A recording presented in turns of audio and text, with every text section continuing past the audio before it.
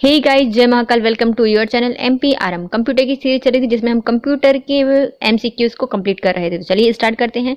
और please guys, यदि अभी तक आपने हमारा चैनल सब्सक्राइब नहीं किया है तो पहले चैनल सब्सक्राइब करें, वीडियो को लाइक करें, कमेंट करें और अपने प्यारे प्यारे फ्रेंड्स को शेयर करने के लिए बोलें। तो चलिए स्टार्ट करते हैं। आज हमारा टॉपिक है डाटा संचार, जिसमें हम क्या पढ़ेंगे, डाटा कम्युनिकेशन को पढ़ेंगे और इसके MCQs लगाएंगे, जो कि हमारे वनडे एग्जाम, SI, रेलवे, जिसमें भी कंप्यूटर आता है उसके लिए ज़रूरी है। टेलीविजन ट्रांसमिशन निम्नलिखित में से किसका उदाहरण है? जो हमारा टेलीविजन है ट्रांसमिशन, वो किसका उदाहरण है? वो है सिंप्लेक्स कम्युनिकेशन। मतलब सिर्फ हम वो दिखाते हैं और हम देखते हैं, एक ही तरीके से कम्युनिकेशन हो रहा है, तो उसे क्या कहा जाता है? सिंप्लेक्स कम्युनिकेशन कहा जाता है। निम्नलिखित में से कौन सा विकल्प अर्धद्वैत संचार उपकरण या फिर हाफ डुप्लेक्स कम्युनिकेशन का डिवाइस होता है? तो हाफ डुप्लेक्स कम्युनिकेशन कौन सा है? तो एक टाइम में सिर्फ एक ही साइड से कोई भी मैसेज जाएगा, तो उसे क्या कहा जाता है? Walkie talkie. या फिर हाफ डुप्लेक्स कम्युनिकेशन डिवाइस कौन सी है? वॉकी टॉकी है। निम्नलिखित में से किस डेटा ट्रांसमिशन मोड में दो डिवाइस या तो डाटा भेज सकती हैं या फिर प्राप्त कर सकती हैं, लेकिन दोनों एक समय पर नहीं? मतलब कौन सी होगी? हाफ डुप्लेक्स होती है। एक दोनों भेज सकती हैं डाटा और दोनों प्राप्त कर सकती हैं, लेकिन एक ही समय पर नहीं, इसे हाफ डुप्लेक्स कहा जाता है। एक ही साइट से यदि मैसेज या फिर सिग्नल जा रहे हैं, कम्युनिकेशन हो रहा है, तो वो उसे क्या कहा जाता है? सिंप्लेक्स कहा जाता है।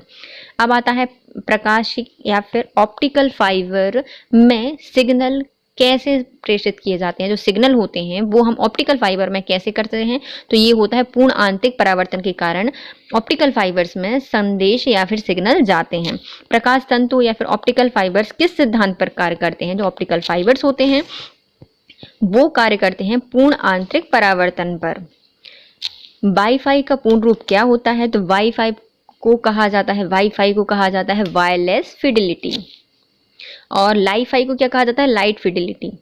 निम्नलिखित में से कौन सी केबल डाटा को लाइट बीम के रूप में प्रेषित करती है? तो डाटा को, कोई भी कम्युनिकेशन, संचार या फिर सिग्नल है, उसको हम लाइट की बीम के रूप में भेजते हैं, तो वो भेजते हैं फाइबर ऑप्टिकल्स में। निम्नलिखित में से कौन सा नेटवर्क संचार के लिए सबसे तेज माध्यम है? सबसे तेज माध्यम कौन सा है? तो फाइबर ऑप्टिकल्स केबल सबसे तेज है और मतलब वो 100% कम वो देता है रिजल्ट। लैन में डाटा प्रेषित में प्रयुक्त होने वाली 4 प्रकार की प्रणालियां होती हैं। इसमें आती है ट्विस्टेड पेयर केबल, जो कि घुमावदार युग्म तार होते हैं, और आती है कोएक्सियल केबल, जो कि समाक्षी तार होते हैं, और डैश और रेडियो तरंगें होती हैं। डैश में हम किसका प्रयोग करते हैं? तो ऑप्टिकल फाइबर का भी प्रयोग हम किस में कर सकते हैं? लैन में कर सकते हैं। लैन का फुल फॉर्म क्या होता है? Local area network. इसमें 4 प्रकार की केबल का प्रयोग हम कर सकते हैं किसी भी संचार को भेजने के लिए। पहली होती है ट्विस्ट पेयर लेयर, जो कि हमारे नॉर्मल घुमावदार जो युक्त तार होते हैं वो। कोएक्सियल केबल, जिसमें समाक्षी तार कहा जाता है जिनको, और फाइबर ऑप्टिकल्स का प्रयोग कर सकते हैं, और रेडियो तरंगों का भी प्रयोग इसमें किया जा सकता है। CSMA एक विधि होती है जिसमें 2 या 2 से अधिक स्टेशनों द्वारा डाटा लिंक लेयर पर अपने सिग्नल भेजने शुरू करने पर टकराव की संभावना को कम करने के लिए विकसित किया गया है। तो इसे CSMA का फुल फॉर्म क्या होता है? तो CSMA क्या होता है? इसमें 2 अलग अलग स्टेशनों से डाटा को लिंक करके डाटा को भेजा जाता है, सिग्नल भेजे जाते हैं, और उनकी टकराने की जो संभावना होती है वो कम हो जाती है। उन्हें क्या कहा जाता है? Carrier sensor multiple access. मतलब इसमें कैरियर लगे होते हैं सेंसर करने के लिए, मल्टीपल एक्सेस है, क्या हर कहीं से उसको एक्सेस कर सकते हैं, तो क्या होते हैं? कैरियर सेंसर मल्टीपल एक्सेस कहा जाता है इनको। CSMA का फुल फॉर्म संयुक्त संकेत में निहित आवृत्तियों की सीमा को क्या कहा जाता है? जो संयुक्त संकेत होते हैं उसमें जो निहित आवृत्ति होती है या फिर फ्रिक्वेंसी होती है उसको क्या कहा जाता है? बैंडविड्थ कहा जाता है। बैंडविड्थ कहा जाता है। इंटरनेट के विकास के साथ डैश की एक विस्तृत श्रृंखला ने सामाजिक संबंध, शिक्षा और सूचना में प्रसार को बदलाव दिया है। तो ये कौन है? तो इंटरनेट के विकास के साथ जो इंफॉर्मेशन एंड कम्युनिकेशन टेक्नोलॉजी है, इसकी एक विस्तृत श्रृंखला ने सामाजिक संबंधों में, शिक्षा में और सूचना के प्रसार को बढ़ावा दिया है। RS 232C तुल्यांकी क्रमवार संचार के माध्यम में निम्नलिखित में कौन सा विकल्प सही है? मतलब यदि हम RS 32 सी असमतौलिक क्रमवार कौन सा संचार नहीं होता या फिर कौन सा सही है? तो ये है हमारा स्टार बिट, फिर 1, फिर डाटा बिट्स, फिर 5, 6, 7 और 8 बिट। ये वाला सही है इसका, बी। निम्नलिखित में से कौन सा विकल्प तंतु प्रकाशिकीय संप्रेषित प्रणाली या फिर फाइबर ऑप्टिकल्स कम्युनिकेशन सिस्टम का मूल अवयव नहीं होता? तो जो हमारे प्रकाश तंतु होते हैं उसमें संप्रेषित प्रणाली ऑप्टिकल फाइबर कम्युनिकेशन सिस्टम में हमारा जो मूल अवयव क्या नहीं होता? तो हमारे ऑप्टिकल स्पाइनर्स नहीं होते, स्प्लाइनर्स नहीं होते, जो कि क्या होते हैं? तंतु योजक नहीं होते। इसमें अल्प हानि प्रकाशीय तंतु होते हैं, मतलब ऑप्टिकल जो फाइबर होते हैं वो उनमें कम हानि होती है। प्रकाश सूचकांक होते हैं, मतलब फोटो डिटेक्टर होते हैं। और प्रकाश का संक्षिप्त स्रोत होते हैं, मतलब कॉम्पैक्ट लाइट सोर्स होते हैं। लेकिन फाइबर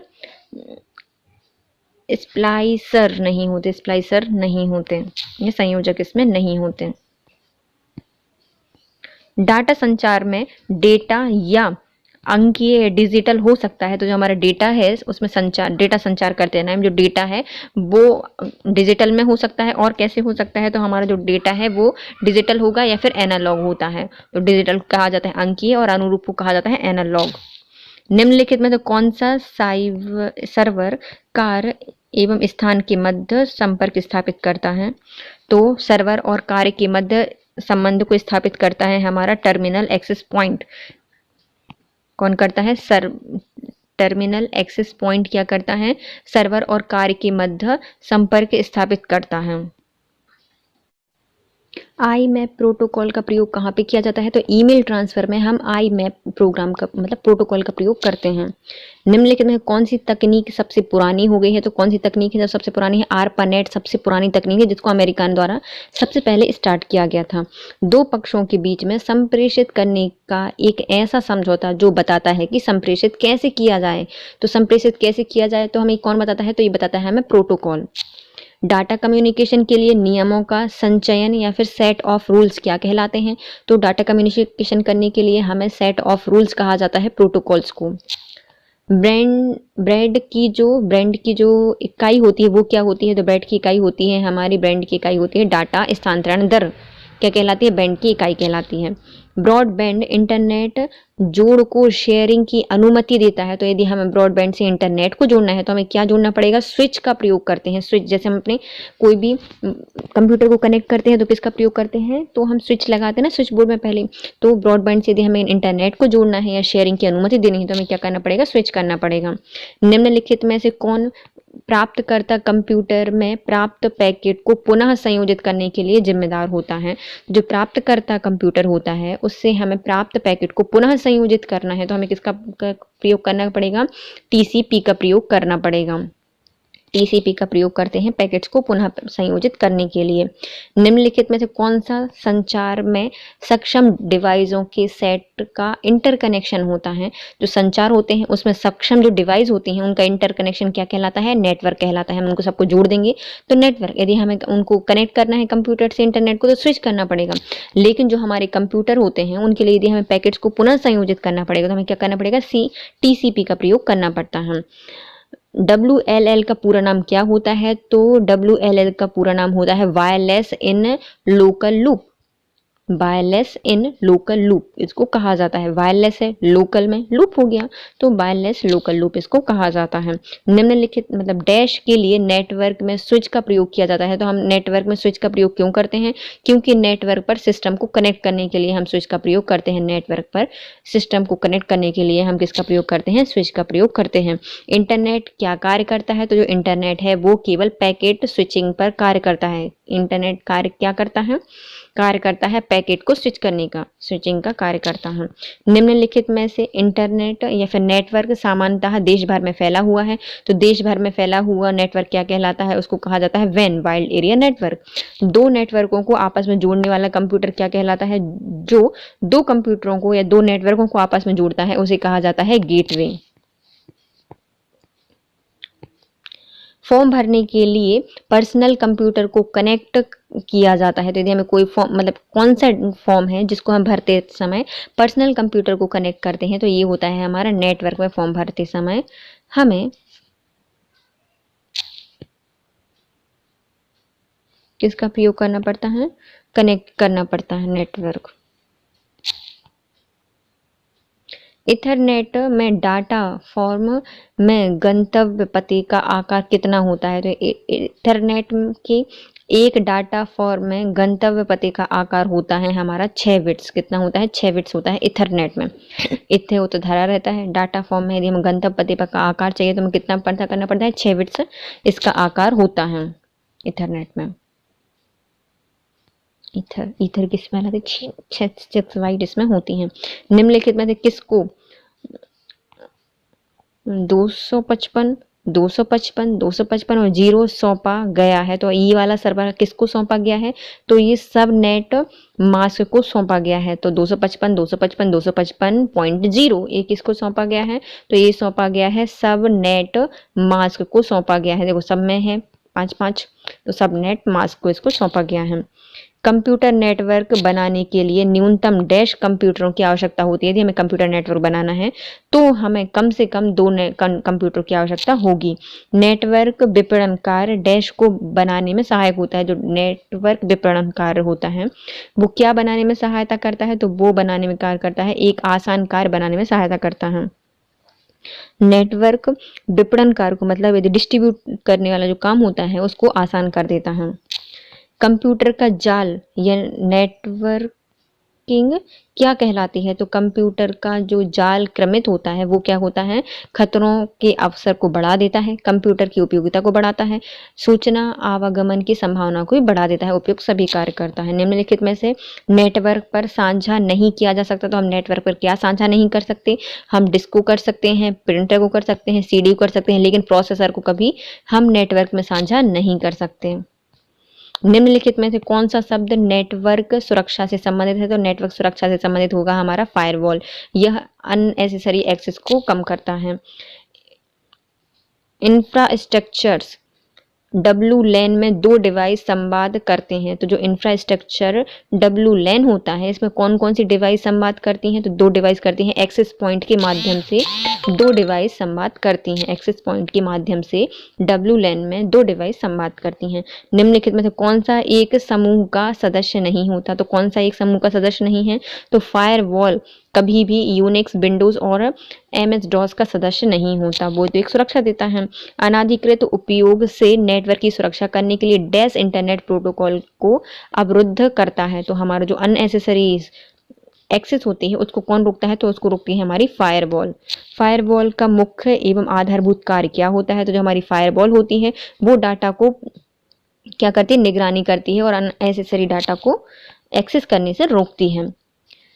किस प्रकार का फायरवॉल TCP और IP लेवल पर कनेक्ट को चेक करने के लिए कनेक्शन और टीयर डाउन प्रक्रिया को मॉनिटर करती है? तो जो किस प्रकार का फायरवॉल है जो कि TCP IP लेयर पर कनेक्शन को चेक करने के लिए कनेक्शन और टीयर डाउन प्रक्रिया करती है? तो ये करती है हमारी, इन 0 लिख दिया। हम क्या समझे इसका?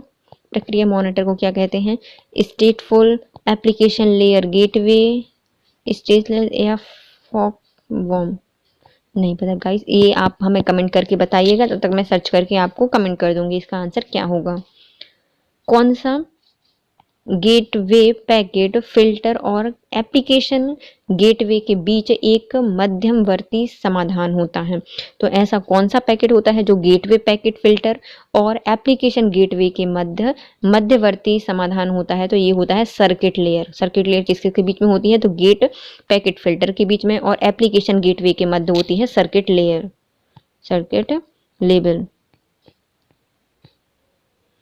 उस उपकरण जिसका उपयोग 2 अलग अलग इथरनेट नेटवर्क को जोड़ने और एक विस्तृत इंटरनेट बनाने के लिए किया जाता है, उसे क्या कहा जाता है?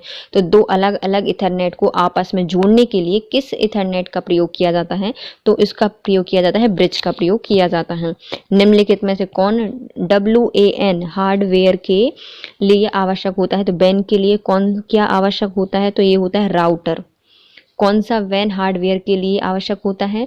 तो वाइल्ड एरिया नेटवर्क के लिए आवश्यक होता है राउटर। OSI मॉडल के डैश स्तर में एक डैश हो सकता है जो दो संजाल खंडों के बीच संजाल आवागमन या नेटवर्क ट्रैफिकिंग को नियोजित और संनिष्पादित करता है। तो कौन संनिष्पादित करता है? तो हमारे OSI मॉडल के डेटा लिंक स्तर में एक ब्रिज हो सकता है जो दो संजाल खंडों के बीच संजाल आवागमन या फिर नेटवर्क ट्रैफिकिंग को नियोजित तथा संबंधित करता है। तो हम क्या करता है, डाटा लिंक लेयर में ब्रिज का प्रयोग करते हैं डाटा का स्थानांतरित करने के लिए। 10base-5 नेटवर्क प्रकार हेतु डैश केबलिंग का प्रयोग किया जाता है। तो 10base-5 नेटवर्क का प्रयोग हम किस में करते हैं? तो RG11 में करते हैं। RG11 केबल का प्रयोग इसमें किया जाता है। जब एक से अधिक व्यक्ति एक से अधिक कंप्यूटर का एक ही समय व्यवहार करते हैं तो यह किसकी आवश्यकता हो सकती है? जब एक से अधिक व्यक्ति एक से अधिक कंप्यूटर का एक ही समय व्यवहार करते हैं या उपयोग करते हैं तो किसकी आवश्यकता होती है? तो टर्मिनल की आवश्यकता होती है। सूचना प्रौद्योगिकी नेटवर्क निम्नलिखित युक्तियों की सूची होती है जिसमें से कौन सी युक्ति का प्रयोग भौतिक परत जो कि फिजिकल लेयर होती है उसमें किया जाता है। तो फिजिकल लेयर हमारी क्या है? रिपीटर। रिपीट करना पड़ेगा। तो रिपीटर किसका प्रयोग करते हैं? भौतिक लेयर में इसका प्रयोग किया जाता है। सिग्नल की शक्ति या फिर स्ट्रेंथ कम हेतु बिना नेटवर्क की लंबाई बढ़ाने के लिए हम क्या करते हैं? यदि हमें सिग्नल की स्ट्रेंथ को कम किए बिना यदि नेटवर्क की लंबाई बढ़ानी है तो हम किसका प्रयोग करते हैं? रिपीटर का प्रयोग करते हैं। रिपीटर किस पर काम करती है? ये फिजिकल लेयर पर वर्क करती है। यंत्र की निम्नलिखित सूची में से नेटवर्क लेयर के लिए कौन सा यंत्र प्रयोग किया जाता है? तो हमें नेटवर्क लेयर का प्रयोग किया जाता है राउटर में। राउटर तो टर तो अलग अलग नेट मतलब जो टर कौन करता है? मेंढक करते हैं ना। तो हर हमेशा टर करते हैं अपने नेटवर्क फैलाने के लिए। तो नेटवर्क लेयर पर कौन कार्य करता है? राउटर करता है। रिपीटर किस पर काम करता है? तो ये फिजिकल लेयर पर कार्य करता है। राउटर किस प्रकार की युक्ति होती है? जो हमारी राउटर होती है वो तंत्र जाल प्रकार की युक्ति होती है। इंटरनेट जैसे सामाजिक नेटवर्क पर सुरक्षित निजी कनेक्शन स्थापित करने के लिए हमें किसका प्रयोग करना होगा? तो हम करते हैं VPN का प्रयोग करते हैं। इंटरनेट जैसे सामाजिक नेटवर्क पर हमें सुरक्षित निजी कनेक्शन स्थापित करना है तो हम VPN का प्रयोग करते हैं। समान प्रोटोकॉल वाले नेटवर्कों को जोड़ने के लिए किसका प्रयोग किया जाता है? तो समान प्रोटोकॉल हैं उनके कंप्यूटरों को हमें जोड़ना है तो हम किसका प्रयोग करते हैं? राउटर का प्रयोग करते हैं। राउटर किस पर काम करता है? तो ये नेटवर्क लेयर पर काम करता है। नेटवर्कों को जोड़ना है, समान प्रकार के प्रोटोकॉल हैं तो हम किसका प्रयोग करेंगे? राउटर का प्रयोग करेंगे। निम्नलिखित में से कौन सा हब या केंद्र का तत्काल उत्तराधिकारी है? तत्काल उत्तराधिकारी कौन होता है? तो ये हमारा स्विच का तत्कालिक उत्तराधिकारी होता है। हब नहीं, स्विच होता है हब का उत्तराधिकारी। निम्नलिखित में कौन सा एक कनेक्टिंग डिवाइस है? तो कौन कनेक्ट करता है? तो राउटर, हब और स्विच ये सब हमारी कनेक्टिंग डिवाइस होती हैं। राउटर क्या करता है? समान नेटवर्कों को जोड़ता है। हब तो बहुत मिलकर बना होता है। स्विच क्या होता है? इसका उत्तराधिकारी होता है हब का उत्तराधिकारी, हाँ तत्काल उत्तराधिकारी होता है। नेटवर्क लेयर पर संचालित होता है तो नेटवर्क पर कौन होता है? हमारा राउटर। यह बताएं कि निम्न कथन कौन सा सही है या गलत है, हमें बताना है इनमें से कौन सा सही है। इथरनेट ट्रैफिक को व्यवस्थित करने में राउटर महत्वपूर्ण भूमिका निभाता है। तो जो इथरनेट ट्रैफिक होता है, इंटरनेट पर जो ट्रैफिक होता है उसको व्यवस्थित करने के लिए जो राउटर होता है वो महत्वपूर्ण भूमिका निभाता है। तो ये क्या है? ये सही है। और रिपीटर्स क्या होते हैं? डाटा सिग्नल को बढ़ाने के लिए, उनकी लंबी रेंज के लिए संचार के द्वारा उन्हें कमजोर होने से रोकता है। तो लंबी मतलब उनकी स्ट्रेंथ को कम किए बिना उनको लंबी रेंज तक ले जाने के लिए हम रिपीटर का प्रयोग करते हैं। और राउटर क्या करता है? जो हमारे इंटरनेट का ट्रैफिक होता है उसको कम करने में उपयोग किया जाता है। निम्नलिखित में से PPP की कौन सी लेयर लिंक स्थापना के लिए उत्तरदायी होती है? तो लिंक ये कौन सी लेयर है जो लिंक करने के लिए आवश्यक होती है? तो ये होती है हमारी LCP। PPP मॉडल पर हमें यदि किसी लेयर को लिंक करना है तो हमें किसका प्रयोग करना पड़ेगा? LCP का प्रयोग करना पड़ेगा। OSI का पूरा नाम क्या होता है? तो OSI का पूरा नाम होता है हमारा open system interconnection. Open system interconnection पूरा ओपन है, सिस्टम है और इंटरकनेक्शन है। तो ओपन सिस्टम इंटरकनेक्शन को OSI कहा जाता है। OSI मॉडल की निम्न परत में से कौन सा डाटा संपीड़ित करता है? तो डाटा को संपीड़ित करने के लिए कौन होता है? प्रदर्शन करना पड़ता है। सारे डाटा को उठाएंगे और हम उनको पीड़ित करेंगे। संपीड़ित प्रदर्शन, देखो आपने प्रदर्शन करना है ना, प्रदर्शन क्या कहलाता है? संपीड़न करना क्या कहलाता है? प्रदर्शन करना कहलाता है। निम्नलिखित में से कौन सी OSI लेयर के इस्तेमाल से डाटा का अनुवाद, इनक्रिप्शन और कंप्रेशन किया जाता है? तो यदि हमें डाटा का क्या करना है? अनुवाद करना, मतलब ट्रांसलेट करना है, उनको इनक्रिप्ट करना है और कंप्रेशन करना है, तो हमें क्या करनी पड़ेगी? प्रेजेंटेशन लेयर या फिर प्रदर्शन लेयर करनी पड़ेगी। इनक्रिप्ट करने के लिए, कंप्रेशन करने के लिए, अनुवाद करने के लिए हमें देखो, जैसे कि हम नेट न्यूज़ चैनल देखते हैं, उसमें सबका प्रदर्शन कर दे तो क्या होता है? कंप्रेस, संपीड़ित हो जाते हैं। इनक्रिप्टिंग भाषा का प्रयोग भी करते हैं वो, और अनुवाद भी उसका करके दिखाते हैं। WLL का अर्थ क्या होता है? तो WLL का अर्थ होता है हमारा वायरलेस इन लोकल लूप। निम्नलिखित में से कौन सी OSI लेयर एक छोर से दूसरे छोर तक की त्रुटि खोज और सुधार सकता है? तो OSI मॉडल में यदि हमने एक छोर से दूसरे छोर तक कोई सूचना भेजी, उसमें यदि कोई त्रुटि है तो उसको कौन सुधार सकता है? तो ये ट्रांसपोर्ट लेयर सुधार सकती है। यहाँ से वहां तक कौन सुधारता है? ट्रांसपोर्ट लेयर सुधारती है। फिजिकल और नेटवर्क लेयर के बीच में कौन सी लेयर पाई जाती है? जो हमारा फिजिकल लेयर हो गया और जो नेटवर्क लेयर होता है, उनके बीच में होती है हमारी डाटा लिंक लेयर। यहाँ से हो गया फिजिकल और उस साइड हो जाएगा हमारा नेटवर्क लेयर, उसके बीच में क्या होती है? Data link layer. OSI network model में कितनी प्रकार की लेयर होती हैं? तो OSI मॉडल में होती हैं 7 प्रकार की लेयर।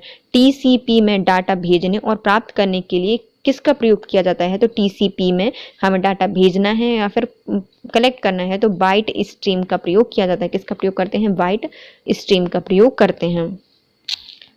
अनुप्रयोग O परत में OSI मॉडल की कितनी परतें होती हैं? तो अनुप्रयोग में OSI मॉडल की होती हैं 7 परतें।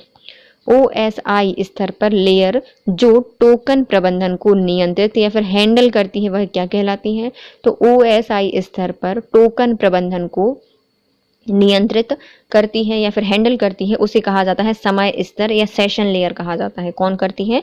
सेशन लेयर कहा जाता है। समय स्तर को टोकन प्रबंधन कौन करता है? तो ये करते हैं सेशन लेयर, अलग अलग सेशन लेती है और उसका प्रबंधन करती है। OSI का कौन सा लेयर डाटा स्ट्रीम के सेगमेंट्स को निष्पादित करता है? तो यदि हमें डाटा स्ट्रीम की जो सेगमेंट्स हैं उनको निष्पादित करना है तो हमें किसका प्रयोग करना पड़ेगा? ट्रांसपोर्ट लेयर का प्रयोग करना पड़ेगा। डाटा भेज रहे हैं हम, उनकी स्ट्रीम के सेगमेंट्स को कौन निष्पादित करता है? तो ट्रांसपोर्ट लेयर करता है। OSI मॉडल की डाटा लिंक लेयर में किससे संबंधित होती है? जो डाटा लिंक लेयर होती है वो होती है मैक एड्रेस से। किसकी होती है? डाटा लिंक लेयर होती है हमारी मैक एड्रेस से संबंधित होती है और डाटा ट्रांसपोर्ट करने के लिए प्रयोग की जाती है। डाटा स्ट्रीम में सेगमेंटेशन के लिए हम प्रयोग करते हैं ट्रांसपोर्ट लेयर, और OSI में मॉडल में यदि हमें डाटा लिंक लेयर में हम किसका प्रयोग करते हैं? मैक एड्रेस का प्रयोग करते हैं। डाटा को लिंक करने के लिए क्या करते हैं? उनको मेक करते हैं दोनों का एड्रेस, तो मैक एड्रेस का प्रयोग किया जाता है। निम्नलिखित में से OSI परत पैकेट राउटिंग के लिए होती है। राउटिंग के लिए कौन सी परत होती है? तो राउटिंग के लिए होती है हमारी नेटवर्क लेयर। राउटर के लिए कौन सी होती है? राउटिंग के लिए होती है नेटवर्क लेयर।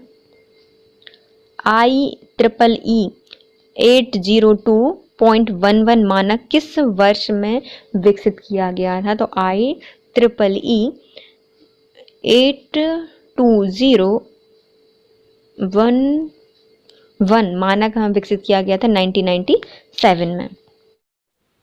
TCP कनेक्शन में संचार होता है तो TCP में किसका कनेक्शन होता है? तो TCP में हम संचार कर सकते हैं हाफ डुप्लेक्स। TCP में कैसा होता है? हाफ डुप्लेक्स संचार होता है।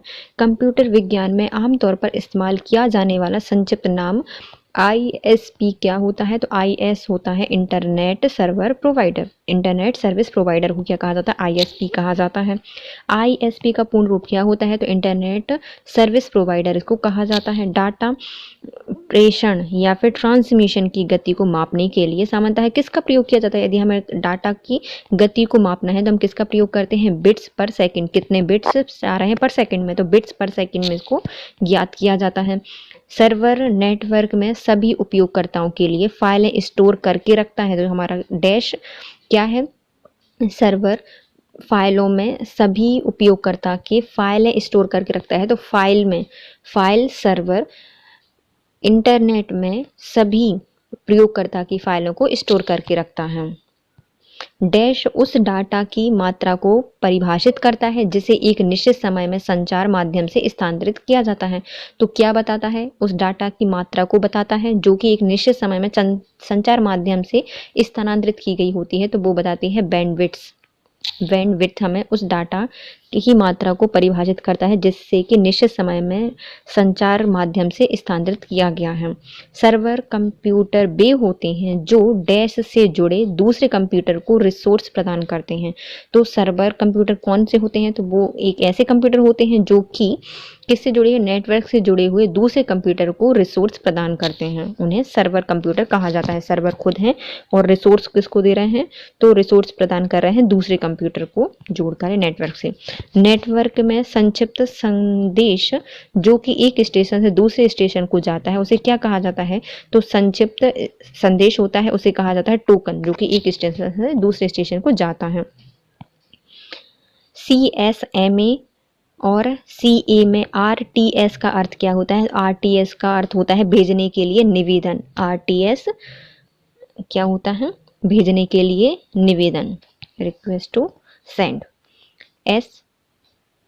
CSMA और CA में RTS क्या होता है? रिक्वेस्ट टू सेंड, भेजने के लिए निवेदन। नेटवर्क के अंदर बहुत से कंप्यूटरों द्वारा भेजे गए भारी मात्रा में डाटा के अत्यधिक भर जाने पर नेटवर्क डाटा नहीं दे पाता, उसे क्या कहा जाता है? तो नेटवर्क के अंदर बहुत सारे कंप्यूटर द्वारा भेजे गए भारी मात्रा में डाटा के अत्यधिक भर जाने से नेटवर्क डाटा नहीं भेज पाता, उसे क्या कहा जाता है? तो उसे कहा जाता है कंजक्शन। किसे क्या कहा जाता है? कंजक्शन कहा जाता है, क्योंकि बहुत सारा डाटा में भेजा गया है, मटेरियल डाटा भेजा गया है तो बहुत सारा भर गया है और हम संकेत नहीं दे पा रहे हैं, तो क्या देगा? कंजक्शन देता है। एक कंप्यूटर प्रणाली में डाटा के एक एप्लीकेशन से दूसरे एप्लीकेशन में हस्तांतरण को क्या कहा या किस रूप से जाना जाता है? तो एक कंप्यूटर प्रणाली में डाटा के एक एप्लीकेशन से दूसरे एप्लीकेशन में स्थानांतरण करने के लिए हम क्या करते हैं?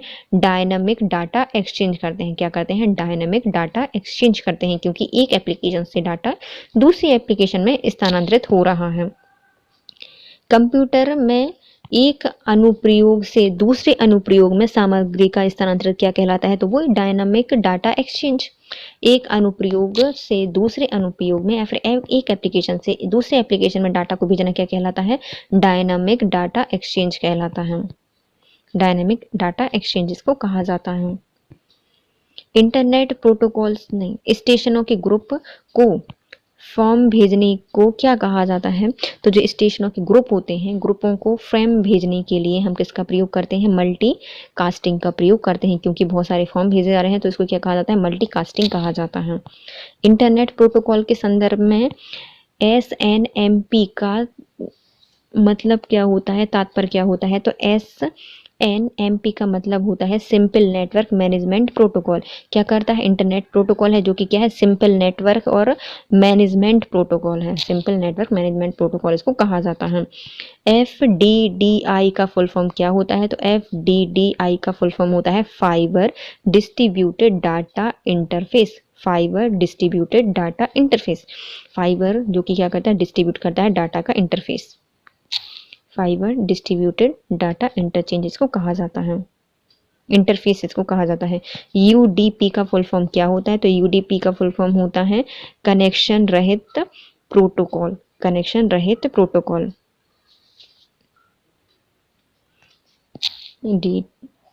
UDP का क्या होता है? कनेक्शन रहित प्रोटोकॉल इसको कहा जाता है। UDP का फुल फॉर्म क्या होता है? यूजर डाटाग्राम प्रोटोकॉल इसको कहा जाता है। यूजर डाटाग्राम प्रोटोकॉल इसको कहा जाता है। यूडीपी को यूजर डाटाग्राम प्रोटोकॉल कहा जाता है। नए कंप्यूटर के लिए कनेक्ट का एक क्या अर्थ होता है? तो जो हमारे नए कंप्यूटर को यदि हमें कनेक्ट करना है तो इसका अर्थ क्या है कि दूसरे कंप्यूटर के साथ कम्युनिकेट करने के लिए मोडेम या नेटवर्क कनेक्ट का होना। यदि हम नए कंप्यूटर को कनेक्टिविटी दे रहे हैं तो इसका अर्थ होता है कि दूसरे कंप्यूटर के साथ कम्युनिकेट करने के लिए हम मॉडेम या फिर नेटवर्क कनेक्शन कर रहे हैं या कनेक्शन का होना। डैश कुछ या सभी कंप्यूटर्स और उपकरणों को राउटर से और बदले में एक दूसरे से और इंटरनेट से संयोजित या कनेक्ट करने के लिए बेतार या वायरलेस तकनीक सामान्यतः वाईफाई का प्रयोग करता है। तो ये क्या होती है? तो डब्लू लैन होती है। इसको क्या कहा जाता है? डब्लू लैन कहा जाता है। तो डैश कुछ या सभी कंप्यूटर या उपकरणों राउटर से या फिर बदले में एक दूसरे से कनेक्ट करने से इंटरनेट से संयोजित या कनेक्ट करने के लिए तैयार वायरलेस तकनीक को क्या कहा जाता है? या वाईफाई का प्रयोग करते हैं तो उसे क्या कहा जाता है? डब्लू लैन कहा जाता है। कंप्यूटर नेटवर्क में नोड्स ऐसे उपकरण होते हैं जो क्या कहलाते हैं? तो कंप्यूटर नेटवर्क में नोड्स होते हैं हमारे कंज्यूम या फिर टर्मिनेट द डाटा। क्या होते हैं? कंज्यूम या फिर टर्मिनेट द डाटा होते हैं। नोड्स को क्या कहा जाता है? कंज्यूम डाटा कहा जाता है या फिर टर्मिनेट डाटा कहा जाता है। नोट लग गए, कंज्यूम कर लिया इसलिए नोट लग गए। निम्नलिखित में से कौन सा विकल्प एक निर्बंध संचरण माध्यम होता है? तो कौन सा विकल्प एक निर्बंध संचरण माध्यम होता है? तो ये होता है माइक्रोवेव। एक निर्बंधन संचरण माध्यम है माइक्रोवेव।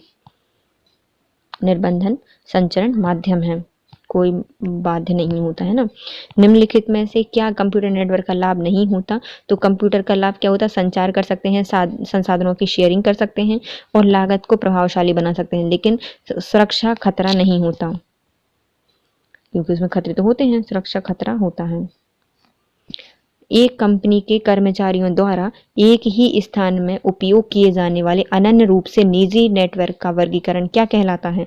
तो इसे कहा जाता है लोकल एरिया नेटवर्क। एक ही कंपनी कर्मचारी हैं, एक ही स्थान पर प्रयोग कर रहे हैं अनन्य रूप से निजी नेटवर्क का डाटा, उसे कहा जाता है लोकल एरिया नेटवर्क।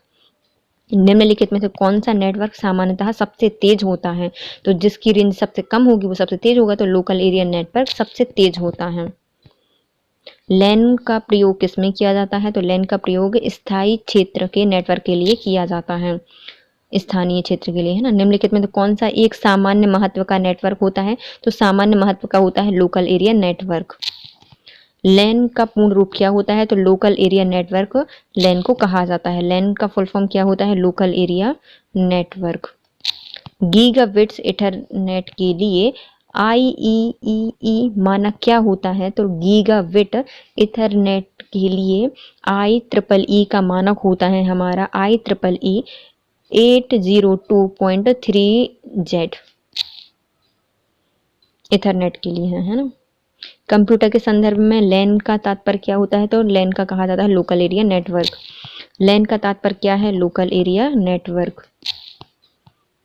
लैन स्थानीय क्षेत्र नेटवर्क से जुड़े कंप्यूटर होते हैं। तो लैन क्या होते हैं? स्थानीय क्षेत्र से जुड़े हुए नेटवर्क होते हैं, जिन्हें क्या कहा जाता है? सूचना या पेरिफेरल इक्विपमेंट शेयर करते हैं। हम क्या करते हैं? सूचना या फिर पेरिफेरल जो इक्विपमेंट होते हैं उनको शेयर करते हैं लैन के द्वारा। जब कई कंप्यूटरों को एक छोटे से क्षेत्र में बने टेलीफोन के तारों से परस्पर जोड़ा जाता है तो उसे क्या कहा जाता है? मतलब यदि बहुत सारे कंप्यूटर हैं उनको एक छोटे से क्षेत्र में टेलीफोन के तारों से भी हम जोड़ सकते हैं तो वो होता है लोकल एरिया नेटवर्क। क्या होता है? लोकल एरिया नेटवर्क कहा जाता है, स्थानीय क्षेत्र नेटवर्क इसको कहा जाता है। किसी कॉलेज परिसर तक सीमित कंप्यूटर नेटवर्क का नाम क्या होता है? कॉलेज या फिर एक परिसर तक ही सीमित है उसे कहा जाता है लोकल एरिया या फिर कैंपस एरिया नेटवर्क कहा जाता है, क्योंकि कैंपस में स्थित है। विश्व का सबसे बड़ा नेटवर्क क्या होता है? तो विश्व में सबसे बड़ा नेटवर्क है हमारा इंटरनेट, जो कि वर्ल्ड वाइड वेब में चलता है। निम्नलिखित में कौन सा विकल्प लोकल एरिया नेटवर्क या इंटरनेट के बीच में बैरियर के रूप में कार्य करता है? तो लोकल एरिया नेटवर्क और इंटरनेट के बीच में बैरियर की तरह कार्य करता है, वो है हमारा फायरवॉल, जो कि बैरियर की तरह कार्य करता है। निम्नलिखित में से कौन नेटवर्क में टेलीफोन लाइनों का प्रयोग कर सकते हैं। तो टेलीफोन लाइनों का प्रयोग हम किस में कर सकते हैं? वैन में कर सकते हैं। वैन में कैसे? लोकल एरिया में नेटवर्क कर रहे थे, वैन में कर सकते हैं। इंटरनेट क्या है? इंटरनेट है एक वाइल्ड एरिया नेटवर्क।